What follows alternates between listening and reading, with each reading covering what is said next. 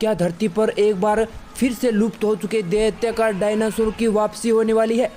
क्या हम जिन पक्षियों को देखते हैं वो डायनासोर के वंशज है? वैज्ञानिकों को इन सवालों को लेकर बहुत ठोस जवाब सबूतों के साथ मिले हैं। वैज्ञानिकों के हाथ एक डायनासोर का अंडा लगा है जिसके अंदर डायनासोर का बच्चा दुर्लभ तरीके से सुरक्षित है। वैज्ञानिकों ने जिस अंडे को खोजा है इसके अंदर डायनासोर का बच्चा पूरी तरह से सुरक्षित रखा हुआ है और डायनासोर और पक्षियों के बीच संबंध का भी खुलासा कर रहा है। दोस्तों, वीडियो काफ़ी इम्पोर्टेंट है तो वीडियो को अंत तक जरूर देखिएगा और अगर आप इस चैनल पर पहली बार है तो चैनल को भी सब्सक्राइब कर कमेंट सेक्शन में जय हिंद लिखना न भूलिएगा। दोस्तों, वैज्ञानिकों ने घोषणा की है कि उन्हें कम से कम 70 मिलियन वर्ष यानी कि करीब 7 करोड़ साल पहले के एक असाधारण रूप से सुरक्षित डायनासोर भ्रूण की खोज की है। भ्रूण को मुर्गी की तरह अंडे से निकलने के लिए तैयार किया गया था। डायनासोर का यह दुर्लभ अंडा टूथलेस थेरोपोड डायनासोर का जीवाश्म दक्षिणी चीन के गांजोऊ में पाया गया था और इसका नाम चाइनीज म्यूजियम के नाम पर बेबी यिंगलिंग पर रखा गया है।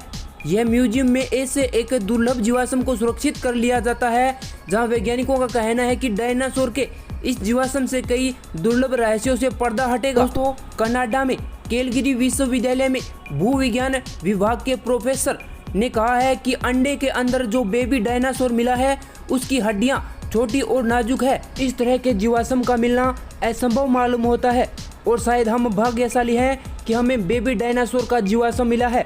जीवाश्म का इस तरह से सुरक्षित होना असंभव जान पड़ता है। मंगलवार को इस बेबी डायनासोर के बारे में आई साइंस मैगजीन में एक रिपोर्ट प्रकाशित की गई है जिसने पूरी दुनिया में तहलका मचा दिया है। दोस्तों, अब तक डायनासोर के अंडे के अंदर क्या चल रहा था इसके बारे में बहुत कम जानकारी है क्योंकि बेबी डायनासोर के शरीर में बहुत कम हड्डियां हैं और ऐसा लगता है कि इसके जन्म से पहले ही इसका यह पोजीशन है और अंडे के अंदर ये बिल्कुल ऐसा मिला है जिसे एक सुरक्षित करके रखा गया था।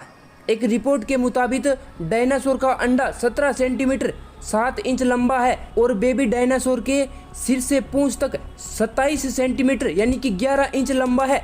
शोधकर्ता का मानना है कि यह एक वयस्क के रूप में अगर यह जीवित रहता तो इसकी लंबाई करीब 2 से 3 मीटर लंबी हो सकती थी। चीन में मिले डायनासोर के इस अंडे को लेकर चीन, ब्रिटेन और कनाडा के वैज्ञानिक रिसर्च कर रहे हैं और बेबी डायनासोर के ग्रंथि भ्रूणों की स्थिति का अध्ययन किया गया है।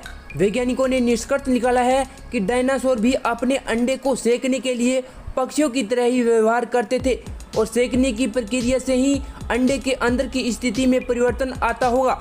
वैज्ञानिकों ने कहा है कि आधुनिक पक्षियों में इस तरह के परिवर्तन को कटिंग कहा जाता है जो पक्षियों में नर्व सिस्टम से जुड़ा होता है। वैज्ञानिक ने बयान में कहा है कि ज़्यादातर ज्ञात गैर एवियन डायनासोर भ्रूण कंकालों के साथ अधूरे हैं। वैज्ञानिक ने कहा है कि हम भ्रूण को एक पक्षी जैसी मुद्रा में लेटे हुए एक डायनासोर के अंडे के अंदर खूबसूरती से सुरक्षित देखकर हैरान थे।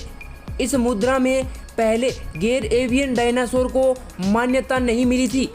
वैज्ञानिकों ने कहा है कि सभी पक्षी सीधे 2 पैरों वाले डायनासोर के एक समूह से विकसित हुए हैं जिन्हें थेरोपोड के नाम से जाना जाता है। इसके सदस्यों में विशाल टाइनासोरस रेक्स शामिल है। परिहैचिक व्यवहार की एकमात्र ऐसा व्यवहार नहीं है जो आधुनिक पक्षियों को उसके डायनासोर पूर्वजों से विरासत में मिला है। रिसर्चर ने कहा है कि डायनासोर उसी तरह से अपने अंडों के ऊपर बैठते होंगे और उन्हें सेकते होंगे जिस तरह से पक्षी अपने अंडों को सेकते हैं। तो जब यह अंडा मिला था तो बिल्कुल भी नहीं लग रहा था कि इसके अंदर बेबी डायनासोर पूरी तरह से सुरक्षित अवस्था में होगा। वैज्ञानिकों का मानना है कि ये डायनासोर अगर अपने अंडे से निकला तो शायद इसकी लंबाई 2 से 3 मीटर के बीच हो सकती थी और ये डायनासोर पौधों को खाकर पलने वाला था।